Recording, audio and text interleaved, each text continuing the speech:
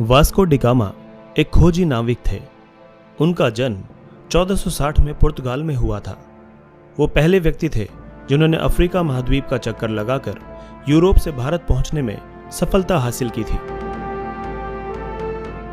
Vasco D gamma का बचपन sinus नाम के कस्बे में बीता था, जो कि समुद्र के किनारे पर स्थित था। उनके पिता को राजशाही द्वारा नाइट की उपाधि मिली हुई थी और वो एक खोजी नाविक थे।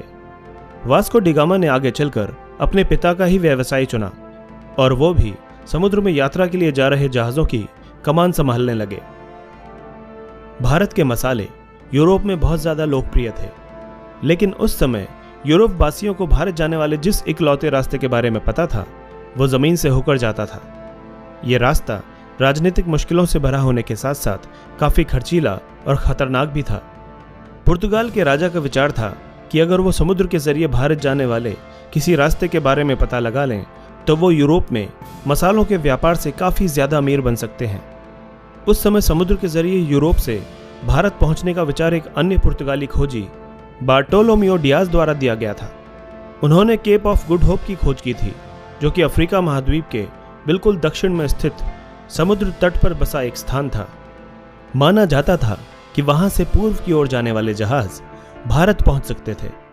राजा द्वारा वास्को डी गामा को कुछ जहाजों और आदमियों के साथ केप ऑफ गुड होप के रास्ते से भारत जाने वाले रास्ते को खोजने के लिए कहा गया।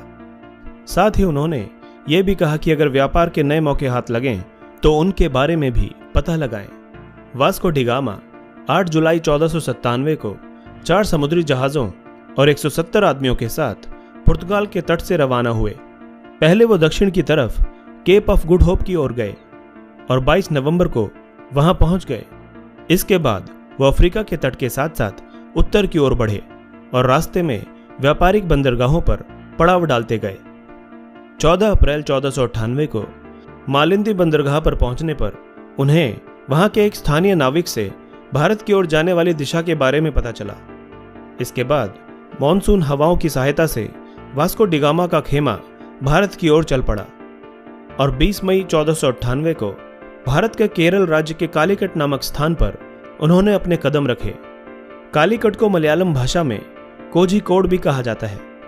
इस तरह से वास्को डी गामा को भारत पहुंचने में लगभग 10 महीने का समय लगा। कालीकट पहुंचने पर वास्को डी गामा के दल की स्थानीय राजा से मुलाकात हुई।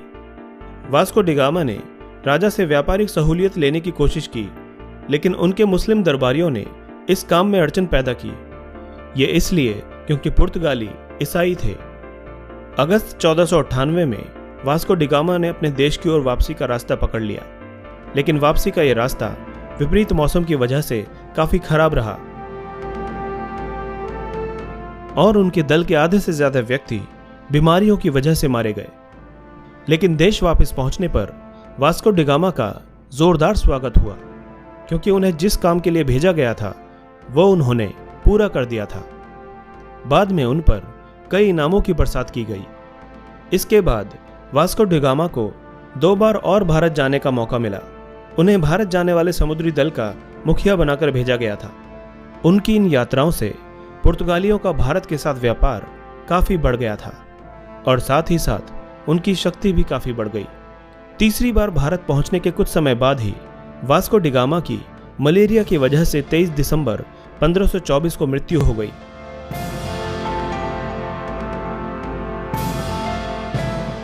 दोस्तों, इसी तरह की इंटरेस्टिंग और इन्फॉर्मेटिव वीडियोस देखने के लिए हमारे चैनल हिस्टोरिक हिंदी को आज ही सब्सक्राइब करें और बेल आइकन को दबाना ना भूलें।